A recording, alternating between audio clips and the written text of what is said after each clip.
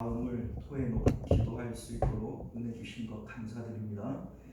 우리 하나님을 온전히 예배하는 저희들 되게 하시고, 예배 가운데 하나님의 살아계심 또 하나님의 좋으심을 우리가 오늘도 충만히 누릴 수 있도록 은혜 베풀어 주옵소서. 거룩하신 우리 주 예수님 이름으로 간절히 기도드립니다. 아멘. 자, 우리 사도신경 함께 고백드립니다. 전능하사 천지를 만드신 하나님 아버지를 내가 믿사오며 그 외아들 우리 주 예수 그리스도를 믿사오니 이는 성령으로 잉태하사 동정녀 마리아에게 나시고 본디오 빌라도에게 고난을 받으사 십자가에 못 박혀 죽으시고 장사한 지 사흘 만에 죽은 자 가운데서 다시 살아나시며 하늘에 오르사 전능하신 하나님 우편에 앉아 계시다가 저희로서 산 자와 죽은 자를 심판하러 오시리라.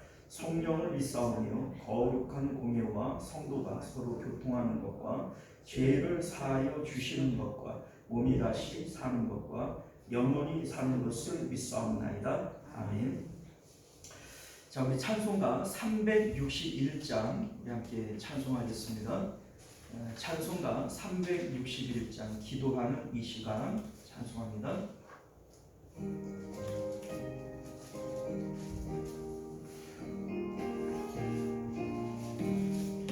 기도하는 이 시간 주께 무릎 꿇고 주리 주세 주 앞에 나아가네.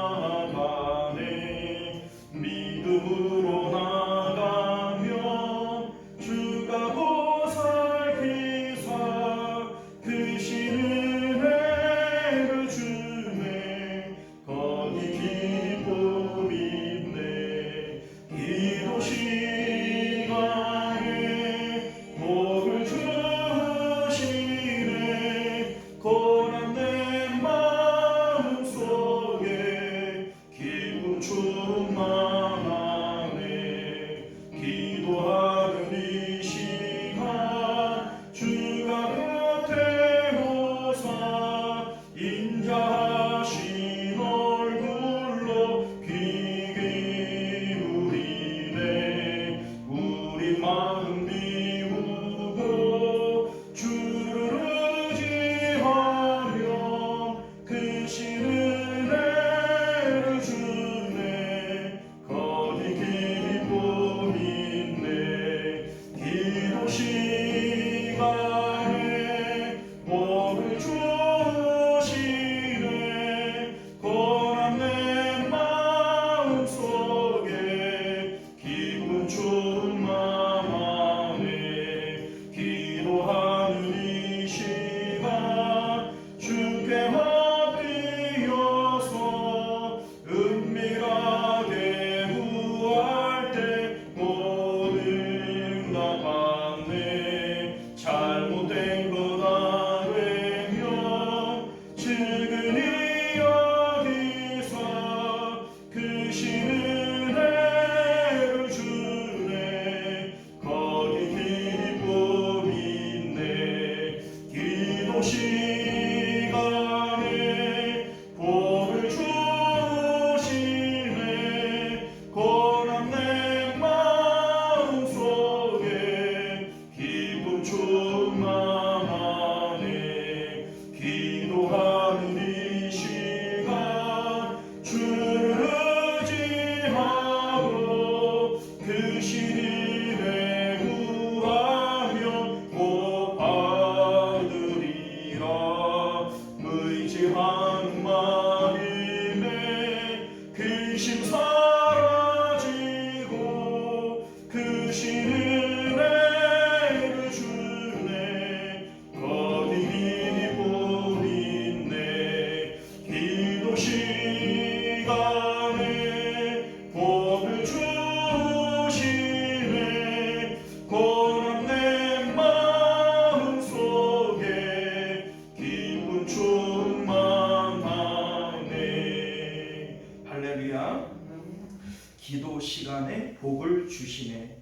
우리 하나님은 기도를 통해서 우리에게 복 주시는 분이심을 믿으시기를 바랍니다. 우리가 기도할 때 하나님께서 응답하시는 이유가 있어요. 응답을 통해서 하나님의 있음과 좋음을 우리에게 알려주시려고 해요. 그래서 하나님이 우리에게 진짜로 주고 싶은 복은 하나님 자신을 주고 싶어 해요. 우리의 기도, 우리가 건강을 위해서, 혹은 자녀를 위해서, 사업을 위해서 이런 기도들을 할 때 하나님께서 응답을 하세요. 이제 그런데 그 응답이 복이 아니고 그 응답을 통해서 하나님의 있음과 좋음을 우리로 하여금 체험케 하기를 위한 거예요.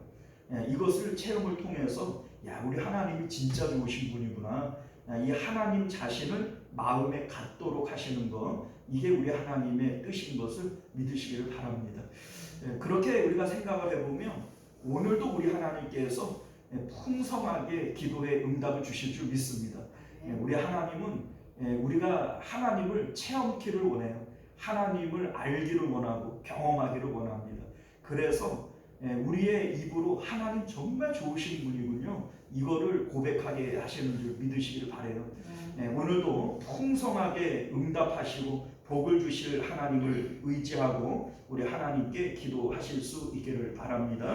하나님 앞에 이 시간 함께 기도할 때 마음을 열어 하나님을 기도하고 예배해서 또 큰 응답 받는 저희들 되게 하옵소서. 주여 한번 외치고 기도하겠습니다.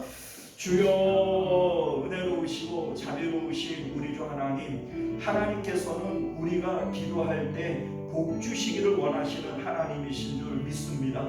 내게 부르짖어라, 내가 내게 응답하겠고 내가 알지 못하는 은밀한 일을 내게 보이리라 주님 말씀하시는 것은 기도를 통하여 우리의 영이 하나님을 만날 때 하나님의 있음과 하나님의 좋음을 우리가 체험케 하기를 원하며, 그래서 하나님을 우리가 마음에 모시고 하나님을 풍성하게 복으로 받아 누리기를 원하시는 하나님의 뜻인 줄로 믿습니다. 오늘도 하나님 앞에 기도할 때 풍성한 응답이 떨어지게 하여 주옵시고 하나님의 있음과 하나님의 좋음을 오늘도 체험적으로 우리가 만나며 고백할 수 있도록 은혜를 더하여 주시기를 원합니다. 기도 시간은 신령한 시간입니다. 우리의 예배 시간은 신령한 시간입니다. 이 신령한 시간에 하나님을 만남으로 우리가 아버지여 하나님의 아버지여 풍성하신 은혜들을 오늘도 넉넉히 받고 돌아갈 수 있는 귀한 시간 되도록 은혜 베풀어 주옵소서. 존귀하시고 은혜로우신 우리 주 하나님, 오늘도 우리가 주 앞에 나와 예배하며 기도합니다. 우리의 찬송과 우리의 기도와 우리의 예배를 주님 흠양하여 주옵시고 이 신령한 예배와 기도를 통하여 하나님을 체험함으로 말미암아 우리의 영이 기뻐 뛰놀 수 있도록 은혜를 베풀어 주옵시고 하나님의 풍성하신 은혜를 체험함으로 하나님의 좋으심을 우리가 넉넉히 가질 수 있도록 은혜 베풀어 주옵소서. 모든 예배의 시종을 주님 앞에 맡겨드리오며 거룩하신 우리 주 예수님 이름으로 간절히 기도드리옵나이다. 아멘. 자, 우리 하나님 말씀 우리 함께 보고 또 계속해서 기도하도록 하겠습니다. 주보의 예고가 되어진 대로 사무엘상 23장 15절에서 18절까지 말씀입니다. 구약성경 448페이지고요. 우리 교독하여 읽도록 하겠습니다. 다윗이 사울이 자기의 생명을 빼앗으려고 나온 것을 보았으므로 그가 광야 숲풀에 있었더니 사울의 아들 요나단이 일어나 숲풀에 들어가서 다윗에게 이르러 그에게 하나님을 힘있게 의지하게 하였는데 곧 요나단이 그에게 이르기를 두려워하지 말라. 내 아버지 사울의 손이 내게 미치지 못할 것이요 너는 이스라엘의 왕이 되고 나는 내 다음이 될 것을 내 아버지 사울도 안다 하니라. 두 사람이 여호와 앞에서 언약하고 다윗은 숲풀에 머물고 요나단은 자기 집으로 돌아가니라. 아멘. 자, 우리 함께 기도하겠습니다. 은혜로우신 우리 주 하나님, 오늘도 우리가 주님 앞에 나와 예배합니다. 우리의 예배를 주님 흠양하시고 또 말씀 가운데 임하시는 거룩하신 하나님의 영을 우리가 오늘도 체험토록 은혜 베풀어 주옵소서. 예수님 이름으로 기도드리옵나이다. 아멘. 자, 오늘 우리는 함께 읽은 본문의 말씀을 중심으로 선민을 향한 하나님의 훈련 목표라고 하는 제목으로 하나님 말씀 나누도록 하겠습니다. 선민을 향한 하나님의 훈련 목표. 우리 이제 하나님께서 이스라엘 백성을 광야로 이끄시고 또 우리 다윗을 광야로 이끌어서 훈련하시잖아요. 그 훈련의 목표가 어디냐 이거죠. 하나님이 왜 훈련하는 것이고 또 어디까지 훈련하시기를 원하시느냐, 이것을 우리가 말씀을 통해서 함께 살펴보기를 원합니다. 자, 우리 이제 하나님께서 다윗을 광야로 이끌어 내셨어요. 사실 광야는 사람이 살 수 있는 곳이 아닙니다. 만약에 처음부터 광야에서 살 수 있었다면 다윗이 블레셋으로 도망가고 모압으로 도망가고 하지 않았을 거예요. 광야는 아무리 생각을 해도 살 수 없는 곳이기에 원수의 나라 블레셋으로 가서 몸을 의탁하려고 했고, 또 모압이라고 하는 자기하고는 아무 연고가 없는 그러한 나라에 가서 자기 몸을 의탁하려고 했다라고 하는 것이죠. 그런데 하나님께서 블레셋의 왕의 마음을 움직여서 오히려 다윗을 죽이려고 했어요. 그래 미친 채에서 살아나오기도 하고, 또 모압으로 가서 이제 몸을 의탁하려고 할 때에는 그 마음을 하나님께서 움직여서 다윗을 받아 주도록 했습니다. 자, 그런데 왜 그렇게 하셨을까? 이제 성경을 읽어보면요, 다윗이 하나님께서 내게 어떻게 하실지를 알기까지만 내가 여기 있겠습니다, 이렇게 얘기를 해요. 그러니까 하나님께서 이 모압 왕의 마음을 움직여서 다윗을 받아들이도록 하는 거예요. 그런데 갓 선지자를 통해서 다윗에게 하나님께서 말씀을 전하시는데 무슨 얘기를 하냐면, 너 유다 땅으로 다시 들어가라. 유다 땅에는 내가 숨을 곳이 없는데, 그러니까 유다에 있는 광야와 숲을 가운데 돌아가라. 이제 거기밖에는 갈 데가 없는 거죠. 자, 이렇게 하나님께서는 다윗을 광야로 불러 들이시는 거예요. 그냥 모압 땅에 그냥 잘 있으면 좋을 텐데 하나님께서는 다윗이 잘 있는 꼴을 못 보고 광야로 불러 들이시는 거죠. 그래서 이 광야에서 다윗을 훈련하기를 원하시는 겁니다. 자, 그런데 참 재미있는 것은 광야는 사실 다윗이 자기 입에 풀칠하기도 힘든 곳이에요. 그런데 그곳으로 꾸역꾸역 사람들이 몰려드는 거예요. 그래서 400명 가량이 몰려들었다. 성경은 그렇게 말씀하는데, 사실 성경에 말하는 이 숫자는 남자 어른들 숫자만을 얘기하는 것이니까 사실 가족을 이룬 사람들도 많이 있었지 않았겠어요? 그들 가운데에는 아내들도 있고 자녀들도 있고 모시는 어른들, 부모님들도 있고 이러한 것들을 생각을 해보면 최소한 1,500명, 2,000명 이렇게 많은 사람들이 다윗과 함께 있었겠다, 이런 생각을 갖게 되어지는 것이죠. 자, 이 사람들이 왜 다윗에게 몰려들었을까? 다윗에게 가서 호강하기 위해서 모였겠어요? 그렇지 않아요. 광야에 가면은 당연히 자기들도 고생할 거를 알아요. 그럼에도 불구하고 이 사람들이 몰려드는 것은 하나님께서 다윗과 함께 계심을 이들이 보았기 때문에 하나님을 바라서 모이는 사람들이다 라고 하는 것을 알게 되어집니다. 이들은 환난을 당한 자, 또 빚쟁이에게 쫓기는 자, 마음이 원통한 자, 이러한 사람들이 모였다라고 되어져 있어요. 이들은 마음에 원통함을 갖고 있었기 때문에 마음으로 하나님을 바라는 거예요. 그러나 이 다윗에게, 광야에 있는 다윗이지만 하나님이 그들과 함께 있다라고 하는 것이 이들이 다윗에게 몰려들었던 이유라고 하는 것이죠. 자, 그런데 반면에 상대적으로 사울이 다스리는 이스라엘 땅을 한번 볼까요? 우리 이제 사울의 특징이 뭐냐면 악심이 들려서 미쳤다는 겁니다. 여러분들, 지금 이스라엘 선민의 나라는 미친하게 다스리고 있는 거예요. 그렇죠? 그러니 이게 우리에게 상징적으로 보여주고 있는 것이 뭐냐면, 원래 이스라엘 나라 안에는 환난을 당한 자, 빚쟁이에게 쫓기는 자, 마음이 원통한 자들이 있으면 안 돼요. 원래 하나님께서 율법을 주실 때 이 율법은 가난한 사람들이 빚쟁이에게 쫓겨 다니는 것을 용납하지 않습니다.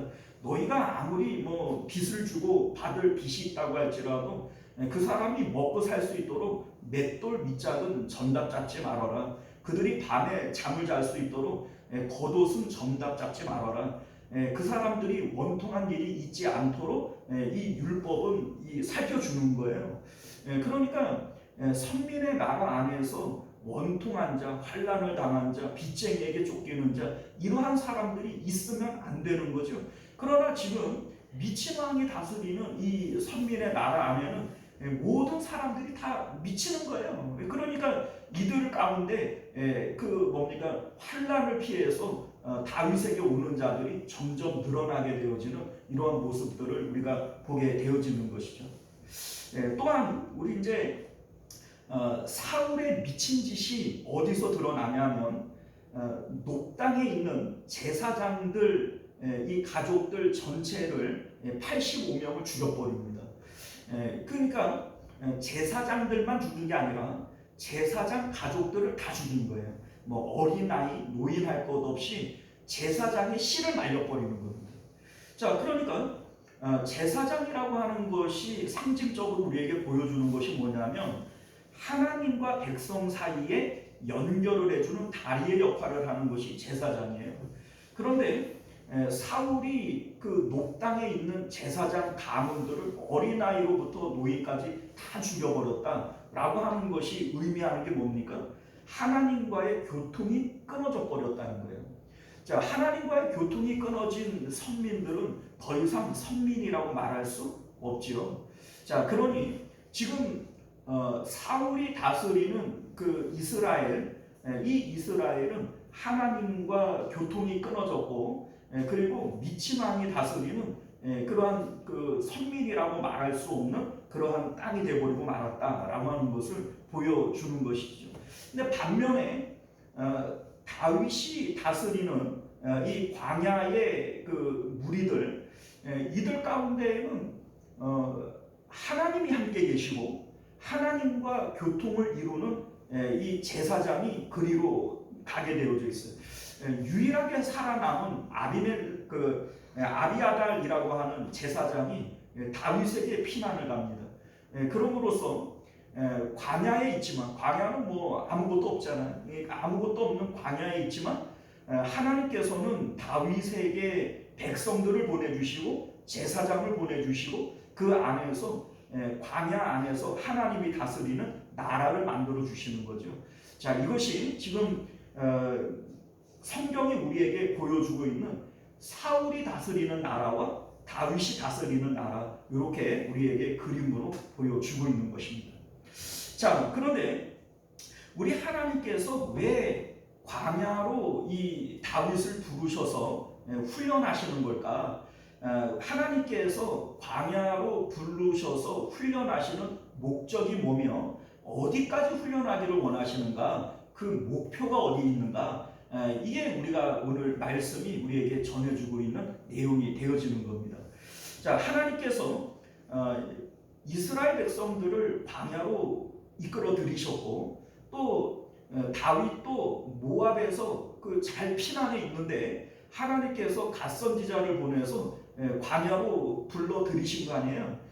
그리고 오늘날 우리들도 하나님께서 인생의 광야를 만나게 하신단 말이에요. 그러면 하나님께서 왜 우리에게 광야를 주시느냐, 광야를 주시는 이유가 뭐냐, 이걸 우리가 알아야 되지 않겠어요?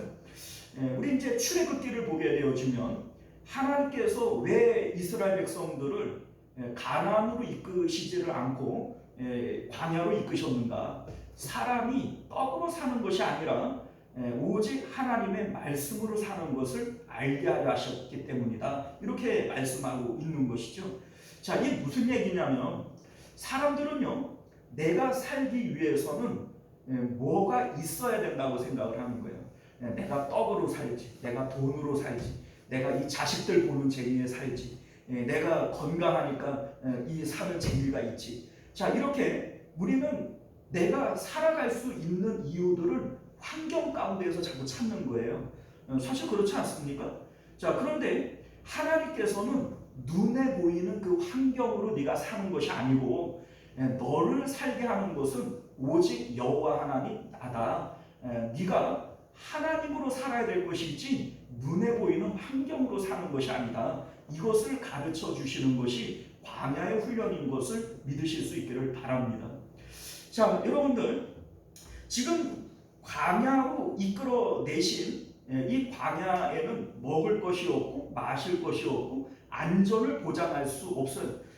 사울이 3,000명이나 되어지는 이러한 정예 군사들을 이끌고 호시탐탐 다윗과 함께하는 이 무리들을 잡으려고 혈안을 일으키고 있습니다. 자, 이러한 가운데에 하나님께서 이 다윗과 함께하는 이 용사들을 지켜주신단 말이에요. 이들이 굶지 않았고 또 이들이 이제 그 사울에게 잡히지를 않고 그 안에서 10년이라고 하는 세월들을 도망 다니게 되어질 거예요. 자, 이러한 광경들을 보면서 야, 이 광야는 아무리 생각을 해도 이 사람이 살 수 있는 데가 아닌데 손바닥만한 그 유대 땅 안에서 그 사울을 피해서 달아날 수 있다는 것이 이게 참 기적인데 이러한 일들이 매일매일 일어나는 거예요. 이러한 것들을 이들이 체험을 하면서 깨닫게 되어지는 게 뭐예요? 야, 정말 환경으로 사는 게 아니구나. 광야라서 못 사는 게 아니고 사울이 나를 못 살게 해서 내가 못 사는 게 아니구나. 오직 하나님으로 인해서 우리가 살게 되어지는 것이구나. 이거를 체험하게 되어지는 거예요. 이게 바로 하나님께서 우리를 광야로 이끄시는 목적이다. 이거를 우리가 깨달아 아실 수 있기를 바랍니다. 자, 여러분들 우리 이제 하나님을 우리가 보면 참 이해가 안 돼요. 어차피 다윗을 구해내실 거잖아요. 근데 이제 보면 마치 고양이 앞에 그 쥐마냥 생쥐마냥 사울 왕이 다윗을 잡기 위해서 계속 쫓아다녀요. 그런데 그냥 손만 그냥 딱 뻗으면은 잡을 수 있을 거리만큼 아슬아슬하게 사울 왕이 쫓아다니게 하는 거예요. 그러니까 이 다윗 입장에서는 언제나 마음이 조마조마하지 않겠어요? 고양이 앞에 이 생쥐마냥 그렇게 늘 쫓겨다니고 아슬아슬하게 이렇게 피해 다니고 이러한 과정들을 이렇게 지켜보면 다윗이 이런단 말이에요. 하나님이 나를 지켜주시니 참 은혜다. 하나님께서 원수에게서 나를 구원해 주시니 참 은혜다. 이렇게 고백을 하지만 우리 입장에서 보면 차라리 안 쫓겨다니는 게 은혜지.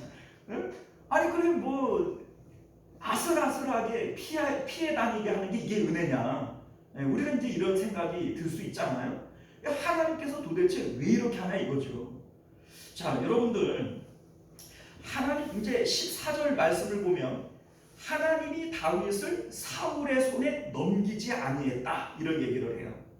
자, 그러니까 언제든지 사울의 손이 미칠 수 있는 위치까지 가지만 하나님의 손이 사울의 손으로부터 보호하신다. 이거를 지금 말씀하고 있는 것이죠. 자, 그러면 왜 이렇게 하시는 걸까? 하나님께서는요, 환경 가운데 우리 마음이 뺏기지 않고 오직 우리 마음이 하나님께만 집중되어지기를 바라시기 때문에 그런 거예요. 자, 지금 훈련을 하신다 이렇게 얘기를 할 때 이 훈련이라고 하는 게 뭐예요? 믿음의 훈련이죠. 신앙의 훈련이 결국 믿음의 훈련 아닙니까? 자, 이 믿음이라고 하는 것이 뭐죠? 히브리서 11장 6절은 하나님이 계신 것과 자기를 찾는 자들에게 상 주시는 좋으신 하나님이신 거 이거 믿어야 된다. 이게 믿음이다. 이렇게 얘기를 한단 말이죠. 하나님의 있음과 좋음을 믿는 것이 이게 믿음이에요.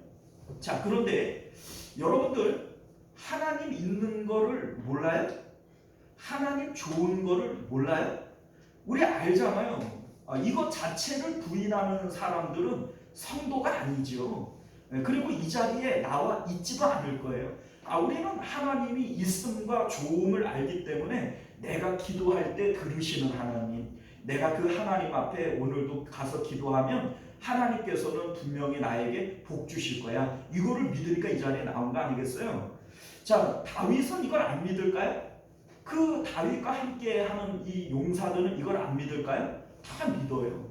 그런데 왜 하나님께서는 이렇게 광야로 이들을 보내셔서 훈련하시는 걸까? 자, 여러분들 봐봐요. 우리가 우리 삶 가운데에도 광야를 만나요. 우리 이제 삶 가운데 메마른 이런 광야, 외롭고 고독하고 뭐 물이 없고 먹을 것이 없고 그래서 정말 하나님만 바라봐야 되는 이러한 상황들을 우리가 만나게 되어지잖아요. 그래서 넉넉히 하나님만 바라보고 하나님이 아니면 난 살 수 없다고 그렇게 메마른 심령으로 하나님을 바라보는 그러한 우리 인생의 시기들이 있지 않습니까? 그게 바로 우리가 만나는 광야인 거죠. 자, 그런데 하나님께서는 왜 그러한 광야로 우리를 이끄시는가? 자, 우리는 하나님이 계신 것도 알고 하나님이 좋은 것도 알아요. 자, 그런데 생각을 해볼까요? 내가 지금 건강의 문제 때문에, 자녀의 문제 때문에, 돈 문제 때문에 지금 마음이 괴롭다고 칩시다. 자, 하나님이 커요? 내 건강 문제가 커요? 자, 하나님이 커요? 자식 문제가 커요? 하나님이 커요? 돈 문제가 커요? 돈 문제가 커요? 하나님보다 돈 문제가 커요? 인간들의 마음이 네? 그렇다. 자, 여러분들 우리가 하나님이 더 크다라고 하는 것을 못 믿는 사람은 교인이 아닌 거예요. 성도가 아닌 겁니다. 그럴 것 같으면 그냥 돈 앞에 가서 절을 하지 뭐하러 하나님 앞에 와서 기도를 합니까? 하나님이 모든 문제들보다 더 크다라고 하는 것을 믿기 때문에 하나님 앞에 나오는 거 아니겠어요? 자, 그런데 왜 마음은 두렵고 떨죠? 분명히 내가 하나님이 더 큰 거를 알고 믿는데 왜 내 마음은 그 문제들 앞에서 떨고 있죠? 하나님이 더 큰 거는 내가 아는데 마음으로 느껴지질 않는 거예요. 그래서 하나님께서 광야로 보내셔서 훈련을 하는 겁니다. 이거를 체험케 하는 거예요. 먹을 것이 없는 곳에서 하늘에서 만나를 내려주듯이 매일매일 기가 막힌 방법으로 광야에 있는 이 다윗과 함께 있는 사람들을 먹이시는 거예요. 사울왕이 쫓아다니는데 아슬아슬하게 계속 피해 다니게 만드는 거예요. 이것들을 통해서 우리가 눈에 보이는 환경으로 사는 게 아니구나. 정말로 하나님이 살아계시고 하나님이 좋으신 분이시구나. 이것을 체험케 하는 거예요. 이게 바로 훈련의 목표입니다. 훈련이라고 하는 것은 알고 있는 사실을 몸에 체득시키는 거예요. 자, 우리 이제 군대를 가면은 훈련을 시키잖아요. 훈련을 시키는 것은요, 이론은 다 알아요. 이론은 기껏해야 한 서너 시간 이렇게 가르치면 이론은 더 이상 가르칠 게 있어요, 없어요? 없어요. 나머지는 몸으로 체득하는 거예요. 계속 박박 굴려가면서 몸이 이거를 깨닫도록 하는 것이 이게 훈련이라는 겁니다. 교육이 아니에요. 교육이 아니고 성경 공부가 아니고 훈련입니다. 몸으로 이거를 체득하게 만드는 것이 광야의 훈련인 것을 믿으실 수 있기를 바라요. 그래서 우리가 분명히 하나님이 살아계시고 하나님이 좋다. 내 돈 문제보다 내 건강 문제보다 내 자식 문제보다 하나님이 크다. 이거를 분명히 아는데 교육만 받은 상태에서는 성경 공부만 한 상태에서는 이게 분명히 알고는 있는데 마음으로 안 느껴지는 거예요. 그러니까 여전히 돈 문제 앞에서 벌벌 떨고 건강 문제 앞에서 두려워하고 뭐 이러한 이유가 훈련이 안 돼 있기 때문이라는 것이죠. 그런데 하나님께서 광야로 우리를 불러내셔서 광야에서 팍팍 굴리는 거예요. 그냥 하나님 아니면 살 수 없을 만큼 그냥 하나님께서 간담이 녹을 정도로 그렇게 팍팍 굴리는 거예요. 그리고 이 광야의 불같은 시험을 이겨내고 나면 그 다음에는 하나님의 살아계심이 마음에 체험이 되어지는 거예요. 돈 문제가 생기고 건강 문제가 생기고 뭐 이러한 문제들이 생겨도 두려워하지 않는 거예요. 왜요? 훈련이 되어져 있습니다. 자, 우리 예수님께서 풍랑 가운데에서도 잠을 주무십니다. 어떻게 그 까딱하면 죽을 수 있는 이 풍랑 가운데에도 잠을 잘 수가 있을까? 어떻게 그럴 수 있을까? 자, 예수님의 마음은 지금 풍랑이라고 하는 환경을 바라보는 게 아니라 보이지 않는 하나님의 있음과 좋음을 마음으로 보고 있기 때문에, 그러니까 제자들은 죽겠다고 아우성을 거려도 예수님의 마음은 평강한 거예요. 잠을 주무실 수 있는 거예요. 하나님께서 지금 다윗을 광야로 끌어들여서 광야에서 훈련하시려고 하는 것이 바로 이겁니다. 네가 지금 물이 없고 먹을 것이 없는 이 광야에서 어떻게 사나 가슴을 치고 하늘을 우러러 볼 수 있지만 너 여기서 안 굶어 죽어. 내가 지금 계속 너를 먹이고 입히고 살려주잖아. 사울이 쫓아오니 원수 때문에 네가 못 살 것 같지? 그런데 원수 때문에 못 사는 게 아니야. 사울이 정말 손만 뻗으면 너를 죽일 수 있는 이러한 상황까지 가지만 네가 한 번도 잡히지 않았잖니? 이걸 통해서 하나님의 있음과 좋음을 체험하라는 거예요. 그래서 풍랑을 바라보고 뭐 광야를 바라보고 사울 왕이 원수를 바라보면서 두려워 떨며 뭐 나는 못 사네, 내가 어떻게 사냐, 이렇게 얘기하는 것이 아니라 하나님만 바라보면서 얼마든지 살 수 있다. 이것을 머리로 알고 지식으로만 아는 것이 아니라 몸으로 체득하게 하는 것이 광야의 훈련이다 라고 하는 것을 믿으실 수 있기를 바랍니다. 자, 오늘 말씀을 보면요, 우리가 읽지 않았던 1절에서 14절까지의 내용을 보면 다윗이 지금 훈련되어지는 과정 가운데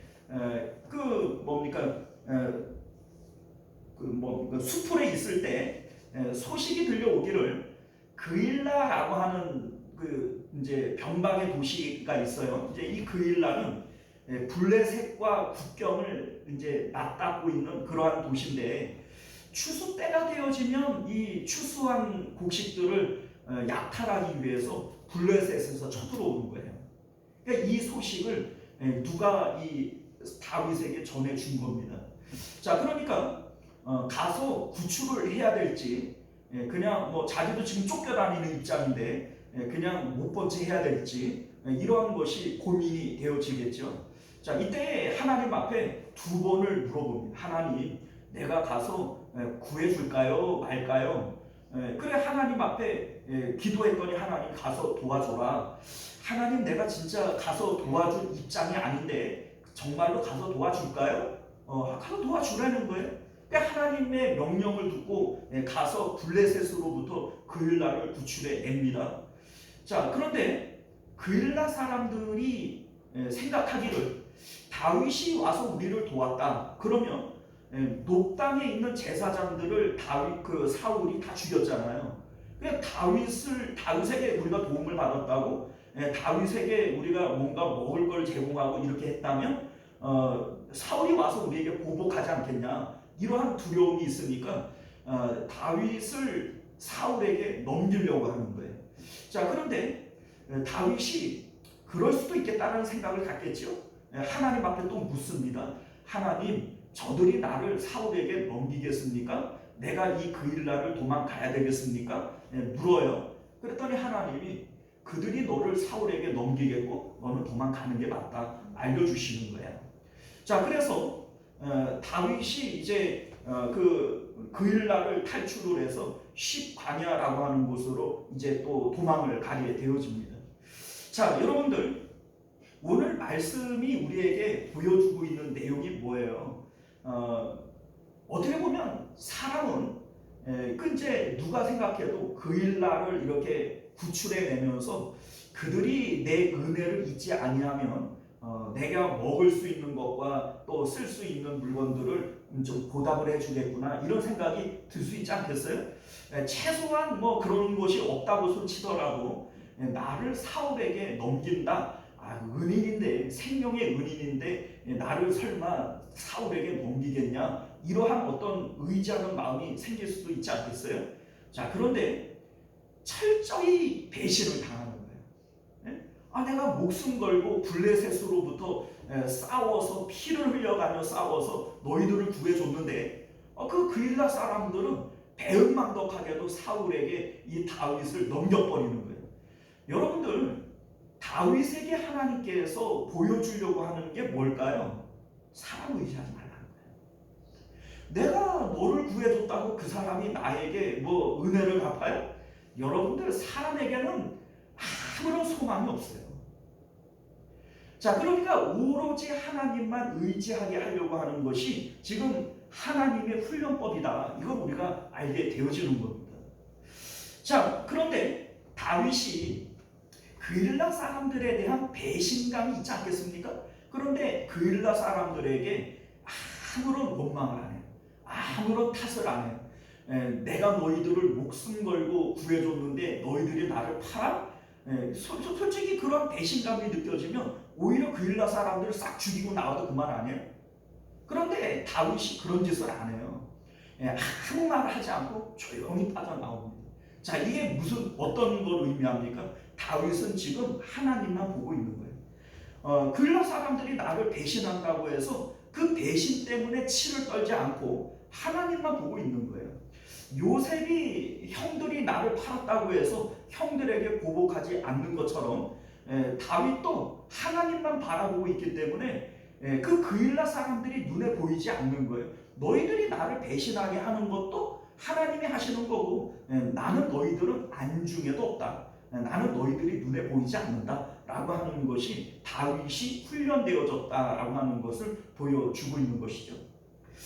자, 여러분들, 하나님께서 우리를 광야로 불러들여서 훈련하려고 하는 것이 바로 이런 모습인 것을 믿으실 수 있기를 바랍니다.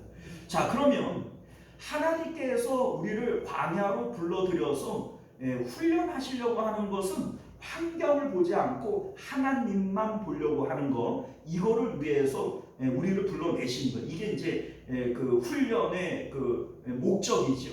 그러면 어디까지 훈련되어져야 되냐? 그 훈련의 목표는 어디까지냐? 그 훈련의 목표를 보여주는 것이 오늘 본문의 내용이라는 겁니다. 자, 우리가 읽었던 우리 이제 17절 말씀을 보면 16절을 보면은 이제 그일라 성읍을 빠져나와서 10광야 10수풀로 이제 들어가요. 그런데 그곳에 이제 그 쫓아왔던 그 사울 왕의 무리 가운데 요나단도 따라왔던 거예요. 이 요나단이 이제 슬그머니 다윗을 찾아가서 만나 대화를 합니다. 그 대화의 내용이 이제 17절인데 우리 같이 한번 읽어볼까요? 자, 시작.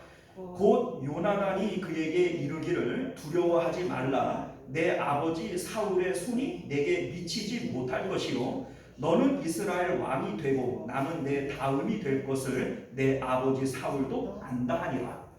자, 여러분들, 이 말이 참 대단한 것 같아요. 왜냐하면 사울 왕이 다윗을 그렇게 죽이려고 하고 그냥 쫓아다니는 이유가 뭐예요? 사실은 사울 왕은요, 자기 자신만을 위한 게 아니에요. 사실 뭐 따지고 보면 사울 왕은 해먹을 만큼 많이 해먹었잖아요, 이미. 그런데 그 왕위를 누구에게 물려주고 싶은 거예요? 요나단. 아들. 그 요나단이 왕자고 세자고, 그런데 그 요나단에게 왕위를 물려주고 싶어서 아버지는 그렇게 그냥 박박거리고 쫓아다니는데, 정작 아들이라고 하는 요나단은 그 다윗을 찾아와서 하는 얘기가 뭐냐면 나는 네 다음이 될 거다. 너 네가 왕이 될 거고 나는 네 밑에가 될 거고, 이거 나도 아는 거고 우리 아버지도 사실 알고 있다. 이걸 얘기해 주는 거예요. 자, 그러면 우리가 이제 생각할 때 요나단은 왜 이런 말을 할까? 단순하게 다윗을 위로하기 위해서 하는 말일까? 자, 여러분들, 그게 아니에요. 요나단은요, 왕위라고 하는 그 왕의 자리보다 하나님을 훨씬 더 사랑하고 좋아하고 있는 거예요. 자, 그러니까 사울 왕은 하나님의 뜻을 알고 있지만 하나님의 뜻에 승복할 수 없다는 거죠. 나 그 승복 못해. 이 왕의 자리가 얼마나 좋은 자리인데 내가 다윗에게 줘. 내가 우리 아들한테 줘야지. 이게 사울 왕의 마음이라면 정작 그 당사자인 요나단은 하나님이 좋지. 하나님의 뜻이면 나는 왕위에 전혀 미련이 없어. 나는 하나님이 더 좋고 왕위보다 하나님으로 이미 마음의 기쁨을 누리고 있어. 이게 지금 다 요나단의 고백이 되어지는 거예요. 자, 그러면 이 고백을 들은 다윗의 반응은 어떠해야 될까요? 자, 우리 이제 사람들이 이 본문을 오해해서 이렇게 들을 수 있어요. 지금 다윗이 도망자 생활, 광야 생활이 참 힘들고 어렵지만 조금만 참으면 하나님께서 언약하신 대로 나를 왕으로 세우실 것이고 내가 인내하고 기다리면 하나님께서 반드시 언약을 지켜주실 거야. 요나단도 지금 말하기를 내가 왕이 된다 그랬고 이거를 뭐 자기도 알고 그리고 그 사울 왕도 안다 그랬어. 내가 조금만 더 참자. 이런 마음을 가져야 될까요? 여러분들 만약에 다윗이 이런 마음을 갖고 있다면 요나단의 믿음이 더 좋아요? 다윗의 믿음이 더 좋아요? 요나단이 훨씬 좋은 거예요. 그리고 사실 이런 마음을 갖는다면 다윗은 요나단 앞에 참 염치도 없는 인간이에요. 그렇잖아요? 지금 요나단은 자기의 왕권을 내려놓고 지금 다윗에게 그렇게 얘기하는데 인간적으로 얘기하는 게 아니에요. 인간적인 얘기가 아니라 하나님이 주시는 감동을 따라 얘기를 하는 거예요. 그런데 그 내용을 다윗이 그렇게 받아들여요? 그러면 그 다윗은 염치도 없는 인간이고 믿음도 없는 인간이 돼버리고 마는 거죠. 자, 그 요나단의 말을 다윗이 어떻게 받아들여야 되냐면 요나단이 나는 지금 하나님으로 충만하고 하나님으로 이미 기쁨을 누리고 있기 때문에 하나님의 뜻이 내가 왕이 되는 것이 아니고 다윗 네가 왕이 되는 것이라면 나는 그걸 얼마든지 받아들일 수 있어. 이게 요나단의 고백 아닙니까? 그러면 다윗도 같은 믿음을 고백을 해야 되는 거예요. 같은 믿음. 내가 지금 쫓겨다니고 있고 지금 환난 가운데 있지만 나는 이 환난이라고 하는 상황 때문에 마음이 괴롭지 않아. 하나님이 나와 함께 계시니 하나님으로 나는 이미 기쁨을 누리고 있어. 이게 바로 다윗의 고백이 되어져야 되는 거예요. 하나님이 언약을 주셨지만 그 언약 때문에 내 마음을 위로받고 언약 때문에 내가 힘을 내야 된다 이렇게 생각을 하고 있다면 다윗은 지금 착각을 해도 한참 착각을 하는 거예요. 사실 우리가 이제 믿음의 선배들을 볼 때 어떤 누구도 언약 자체에 마음을 두고 있었던 사람들은 아무도 없다는 거예요. 언제나 하나님께 마음을 드리고 하나님 자신으로 기쁨을 누리고 있었지. 하나님이 주시는 언약을 붙들고 내가 지금은 힘들지만은 이 언약을 이루어 주실 거기 때문에 그거 바라고 내가 인내하고 참아야지. 이렇게 생각했던 믿음의 선배들은 아무도 없었다는 겁니다.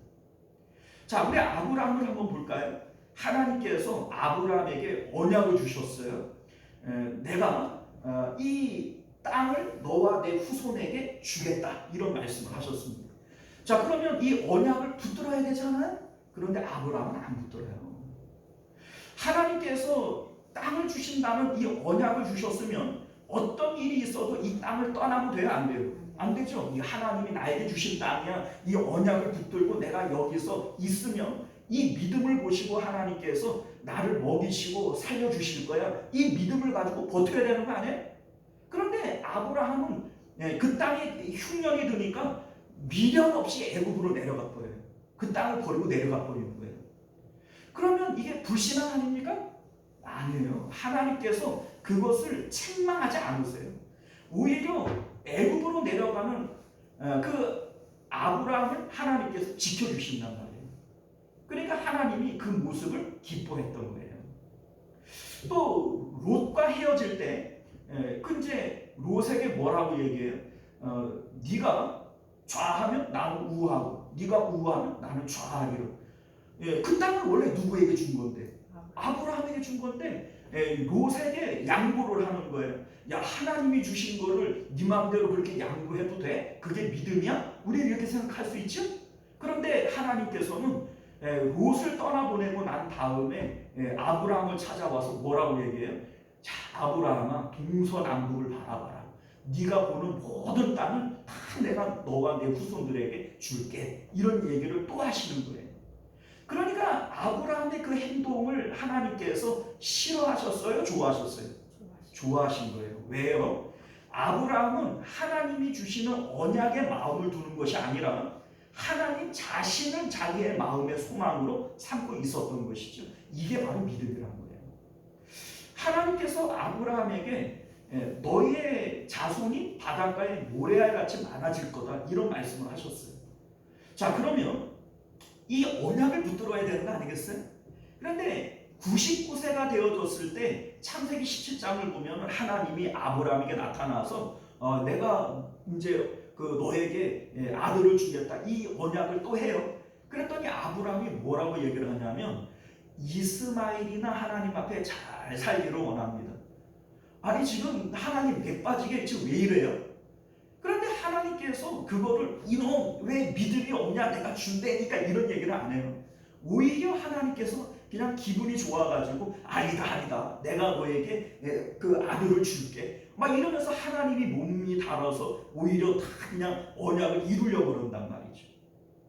왜냐하면 아브라함은 언약 자체에 마음을 두는 게 아니라 그냥 하나님으로 이미 내가 만족하니 뭘 또 뭐 아들을 준다 그럽니까? 나 이미 만족하는데 이스마엘이나 잘 크기를 바랍니다.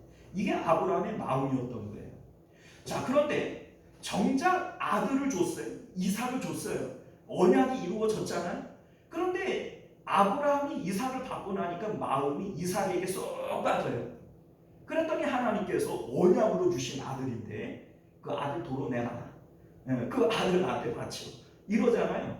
자, 여러분들, 하나님은 우리에게 언약을 주시지만 언약의 내 마음을 뺏기는 것을 하나님은 결코 원하지 않습니다. 이게 바로 하나님의 그 마음인 것을 믿으실 수 있기를 바라요. 우리가 알다시피 요셉도 마찬가지예요. 하나님께서 꿈을 통해서 언약을 주시죠. 해와 달과 11별이 절을 하는 꿈을 주세요. 그런데 요셉은 한 번도 그 꿈에 마음을 둔 적이 없어요. 만약에 거기 언약의 마음을 두었다면 언약과는 정반대로 그냥 가잖아요. 노예로 팔려나가고 억울하게 누명을 쓰고 감옥에 들어가고, 그러면 그 감옥 안에서 혹은 그 노예 생활을 하는 가운데 탈출하려고 애를 써야 되는 거 아니에요? 우리 이제 그 죄수들을 보면은 뭡니까? 감옥 안에서도 막 탈출하려고 막 굴을 파고 막 땅을 파고 막 이러잖아요. 그러면 그 요셉도 그 보디발 장군 집 안에서 도망가려고 그래야 되는 거 아니에요? 그런데 그런 모습을 전혀 보이지 않아요. 그냥 그 안에서 충성하고 그 안에서 성실하게 일을 하는 이런 모습들을 보게 됩니다. 왜요? 요셉은 하나님을 바라봤지 언약을 바라본 게 아니에요. 그런데 여러분들 생각을 해보면 처음부터 그 언약이라고 하는 것은 내가 좋아서 하나님 앞에 이 언약 해주십시오 라고 요청하는 거예요? 하나님께서 일방적으로 찾아와 가지고서는 언약을 주신 거예요? 하나님이 일방적으로 준 거예요. 아브라함에게도 일방적으로 줬고 요셉에게도 일방적으로 준 거예요. 다윗에게도 뭐 기름을 붓고 왕으로 삼겠다라고 하는 이 언약을 일방적으로 하나님이 주신 것이지, 다윗이 그러고 싶다고 하나님 앞에 기도하고 요청했던 게 아닙니다. 그러니까 이 언약은 나와는 관계가 없는 거예요. 하나님께서 처음부터 자기 마음대로 와가지고서는 언약을 줬지. 그러니까 이 언약은 누가 이루는 거예요? 하나님이 이루는 거예요. 나는 거기에 마음을 쓸 이유가 없어요. 그러니까 오늘 이 말씀 가운데 우리에게 보여주고 있는 게 뭐냐면, 하나님께서는 요나단의 마음을 감동해요. 어떻게 감동해요? 하나님만으로 요나단의 마음을 충만하게 채우시는 거예요. 그 마음이 하나님으로 충만해지니 왕위라고 하는 거에 더 이상 미련이 없어요.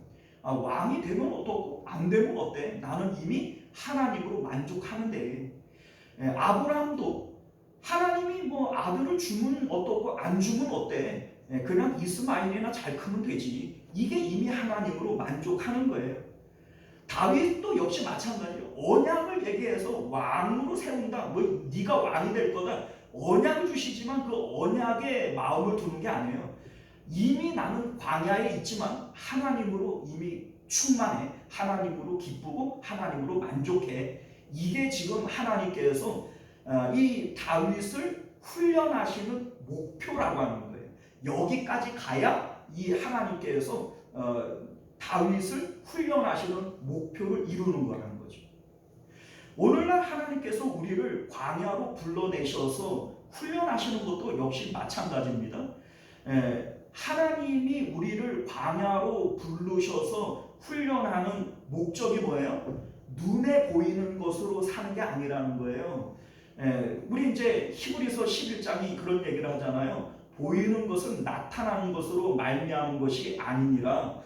우리 눈에는 광야가 보이고 풍랑이 보이고 쫓아다니는 원수 사울이 보이고 어떻게 사냐 이렇게 생각할지 몰라도 아니라는 거예요. 그거 아니라고 하는 것을 가르치기 위해서 광야로 부른 거라는 겁니다. 사람이 떡으로 사는 것이 아니라 하나님의 말씀으로 사는 것이다. 이게 광야에서 훈련하시는 목적이라는 거예요. 그러면 그 목표는 어디까지냐? 하나님만으로 만족하라는 거예요. 지금 내 삶의 환경이 광야이고 거칠고 배고픈 이러한 광야에 있다고 할지라도 나는 이미 하나님으로 만족합니다. 내가 왕궁에 있어도 만족하고 광야에 있어도 만족하는 거예요. 요나단은 이 왕궁에 있지만 이미 환경이 아니라 하나님으로 만족하고, 이 다윗은 광야에 있지만 하나님으로 이미 만족하는 거예요. 이게 바로 광야 훈련의 목표라고 하는 겁니다. 우리가 거기까지 가야 돼요. 그래야 우리 하나님께서 우리를 광야로 이끄시고 훈련하시는 그 목표를 이루게 되어지는 것이다 라고 하는 것을 믿으실 수 있기를 바랍니다. 기도하겠습니다. 은혜로우시고 자비로우신 우리 주 하나님, 하나님께서는 사랑하는 하나님의 백성들을 광야로 이끌어내십니다. 이스라엘 백성들을 광야로 이끌어 40년을 훈련하셨고 또 다윗을 광야로 이끌어 10년을 훈련하셨습니다. 오늘날 우리들도 하나님께서 인생의 광야를 만나게 하시는 것은 우리를 훈련하기 위하시는 것을 깨달아 알게 하여 주옵소서. 하나님의 훈련의 목적은 사람이 떡으로 사는 것이 아니라 하나님의 말씀으로 사는 것이라. 환경을 바라보지 말고 오직 하나님만 바라보라. 이것이 바로 훈련의 목적인 줄 압니다. 어디까지 우리를 훈련하시겠습니까? 그 훈련의 목표는 어디까지입니까? 오직 하나님으로 기뻐하고 만족하기까지, 다른 것 어떤 것을 바라는 것이 아니라 하나님으로 기뻐하기까지 우리가 훈련되어지기를 바라시는 것임을 깨닫게 하여 주옵소서. 오늘도 우리가 하나님 앞에 기도할 겁니다. 하나님께서는 우리의 기도에 응답하시겠노라 언약을 주셨지만 기도 응답이라고 하는 언약에 우리의 마음을 빼앗기지 않고 하나님만으로 이미 기뻐하고 만족할 수 있는 데까지 훈련되어지는 저희들 되도록 은혜 베풀어 주옵소서. 거룩하신 우리 주 예수님 이름으로 간절히 기도드리옵나이다. 아멘.